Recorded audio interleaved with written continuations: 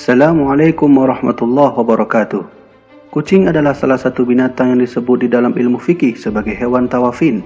At-tawafin bermakna berputar-putar. Disebut demikian karena memang hewan lucu satu ini selalu dekat dengan rumah dan mondar-mandir di dalamnya. Itulah sebabnya di sisi lain Rasulullah SAW membolehkan memegangnya karena kucing adalah salah satu binatang peliharaan yang suci, baik suci pada kulitnya ataupun pada bulunya. Rasulullah SAW bersabda, "Sesungguhnya ia tidak najis, ia hanyalah binatang yang suka keluar masuk rumah kalian." Fakta mengenai kucing selalu menjadi perhatian banyak masyarakat, bahwa hewan kesayangan satu ini ternyata di masa dahulu kala sudah menjadi ikon pada sebuah lambang-lambang tertentu. Contoh yang dapat kita lihat adalah pada peradaban Mesir kuno, bahwa Sphinx adalah salah satu bukti di mana Firaun menjadikannya sebuah lambang kekuasaan dan keperkasaan. Itu artinya bahwa kucing sejak dahulu kala sudah menjadi sebuah perhatian khusus oleh masyarakat-masyarakat lampau.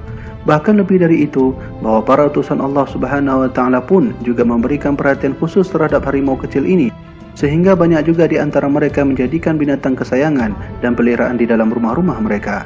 Nabi kita Muhammad SAW salah satu contohnya, bahwa beliau juga memiliki kucing kesayangannya yang diberi nama Muizzah. Arti nama Muizzah berasal dari bahasa Arab yang dibaca dengan Muizzah. Jika diartikan dalam makna, maka terdapat dua makna yang sama. Yang pertama adalah ma'azzah, yang artinya adalah peduli terhadap seseorang. Kemudian makna keduanya adalah dari lafaz mu'azzah, yang artinya begitu berharga dan begitu sayang. Belum ditemukan pada hadis satupun mengenai keterangan penamaan ini, namun yang jelas dalam literatur sejarah menjelaskan bahwa Rasulullah SAW memang faktanya mempunyai beberapa hewan peliharaan. Salah satunya adalah kucing.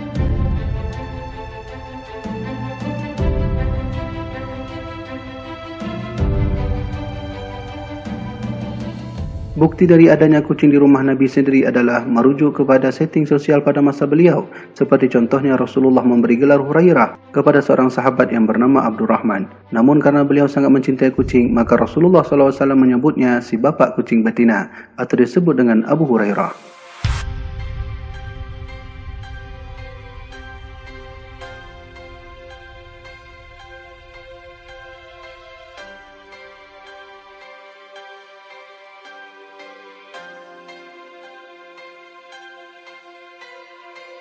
Pada sisi lain juga dapat kita lihat dalam beberapa hadis beliau yang mengungkapkan beberapa penyebutan kucing saat beliau menjelaskan najis pada dirinya dan juga beberapa hukum yang terkandung padanya.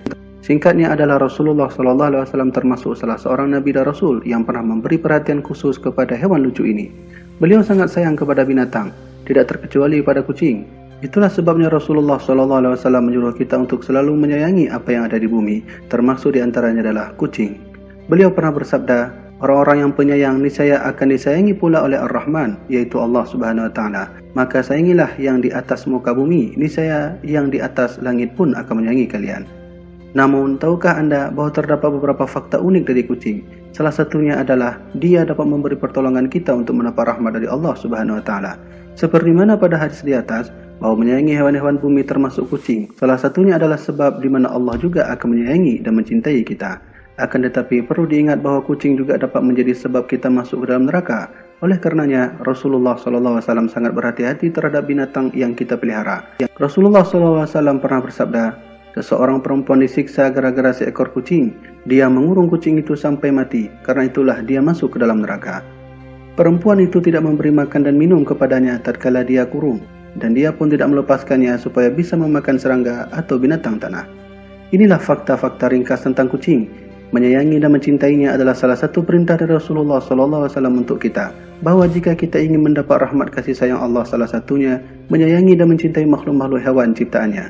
Tentunya perintah ini tidak hanya berlaku bagi binatang kucing saja, akan tetapi untuk semua hewan ciptaannya, bahkan pun terhadap binatang bernajis, yaitu seperti anjing. Mungkin cerita seorang penzina ketika ia mati lalu memberi air kepada anjing, dan akhirnya Allah memberi rahmat untuknya, sudah menjadi cerita maklum bagi kita semua. Demikianlah yang dijelaskan di dalam kitab Majalisus Saniyah, bahwa sesungguhnya mencintai hewan tidak hanya kepada kucing saja, bahkan pun Allah juga memberi rahmat kepada kita ketika kita mencintai semua makhluk Allah Subhanahu wa Ta'ala, termasuk binatang yang bernajis seperti anjing.